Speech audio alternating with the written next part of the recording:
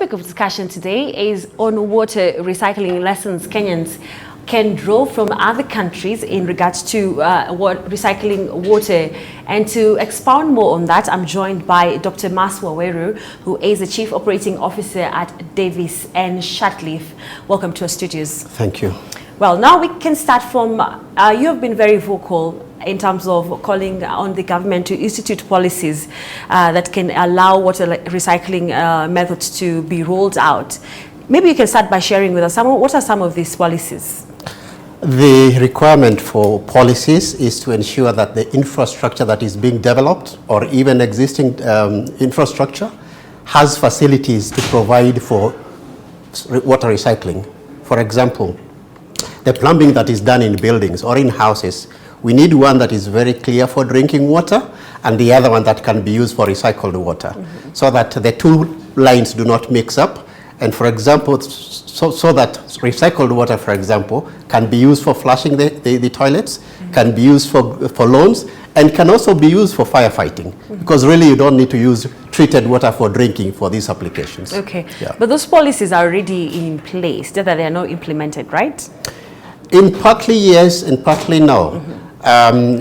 The geoconduiting, the geopiping for the two recycled water and drinking water is not yet in place. That needs to be done, so that once people are putting up buildings in the plumbing, you have two parallel lines, one for the drinking water and the other one for the wastewater. Currently, what we have for the recycled water, what we have is one pipeline for the drinking water, and then we have wastewater, which is different. Or we have one for cold water and another one for hot water. So what we need to do is to introduce this third one that will be used to serve for the recirculation of water. Okay, so if the government, let's say, goes ahead and heeds your advice, how do you anticipate this will maybe change how we use water in the country? First and foremost, it's not possible to separate the subject of conservation and recirculation of water.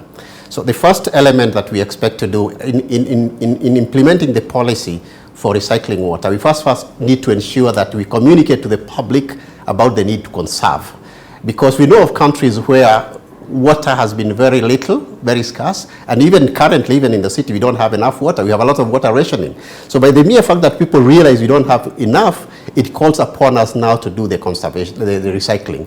And definitely, if these policies are put in place and implemented, and people are made aware about the policies, then certainly people will start using the water in better ways. Okay, yeah. So there's need for more sensitization. Exactly. Now, you earlier on, you did mention about infrastructure. There's no infrastructure that allows for recycling of water, yeah? And this is something that needs to be done. But if you can share with us some of the examples or countries that have gone ahead and implemented some of the water recycling measures that we can maybe learn from.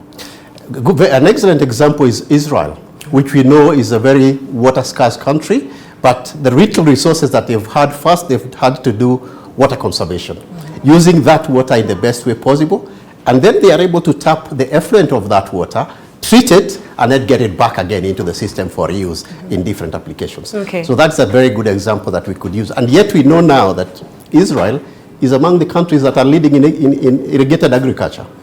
Yeah. Okay. Early on, I was just going through some of the rough thing that you sent me, and you were talking about South Africa being one of the country that we might go that line if you're not careful. Yeah. Maybe what are the measures that they are putting in place to ensure that water recycling is something that is done by every South African, and maybe Kenyan can also do that? One of the elements in implementing is legislation, which is policy. Now, what does legislation do? It guides individual and group behavior. So by putting the policies and ensuring we create awareness of people, people start making good use of the water that they have, they start conserving, and there are many ways of conserving even at the individual level. For example, all buildings with hot water showers, we all know that the first thing you do is to allow the first stream of cold water to go to waste, and then before the warm water comes in. And if we tap that cold stream of water, we could actually use that for another application. The same thing, there's a common practice that rinsing water that is used in homesteads can actually be used for flushing or for cleaning open places. So the exercise, the knowledge and skills are there, and what we need to do is to create greater awareness, greater national awareness, so that we are able to implement this. And are these methods cost effective? They're absolutely cost effective. For example, why would you need to use treated, good quality water for flushing a toilet? There's a cost of treating of that water and making it available for drinking purposes. But what our system allows it to go into the system, and then it is flushed out.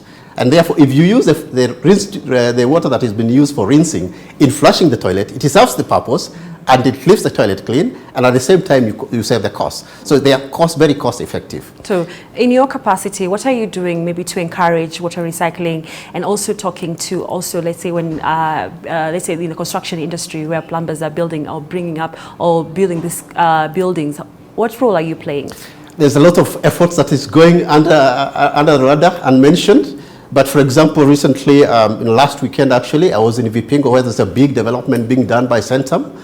And we are in discussions with them, and actually they are planning to put in a wastewater treatment plant which will use the effluent water, treated water, back into the system to be used for the same applications that we are talking about. Mm-hmm. So this is not an academic or a theoretical approach. There are efforts that are being done to ensure that people are doing these things. Mm-hmm. This is being done in hotels, in real estate developments, and even at the individual level. Okay. Yeah. What technologies can we use, maybe in water and waste or recycling? What, if you can share with us some of them? Good. In terms of when you use the word technology, one would definitely look at the IT aspect, but there's also the water treatment aspect of technology. So just like to touch lightly on both of them. In terms of the IT technology, there's need for remote monitoring, remote sensing and remote monitoring, because we need to monitor the quality of water that is coming from our industries. Mm-hmm. And at what time after treatment, we also need to monitor the quality of the water, mm-hmm, to know whether it has been treated to the right level before we are able to use it for recycling. Mm-hmm. That is one aspect. So in terms of technology and IT, mainly is monitoring and control, mm-hmm, of the water qualities in and out of the premises. Mm-hmm. With regard to the technology for treatment, okay, basically there's a lot of machinery that is used. The main technology is biodegradation of the waste material. And this is effected by use of the proper bacteria, mm-hmm, being given the proper environment. And okay, there's also need for aeration, providing air to the bacteria so that they are able to biodegrade the waste. Okay. Yes. Thank you so much for coming to our studios. Thank you very much for inviting us. That has been Dr. Maswawere, who is the Chief Operating Officer at Davis and Shatcliffe, talking about water recycling, some of the lessons we can draw from other countries that have been able to recycle water and save Kenya from imminent water scarcity.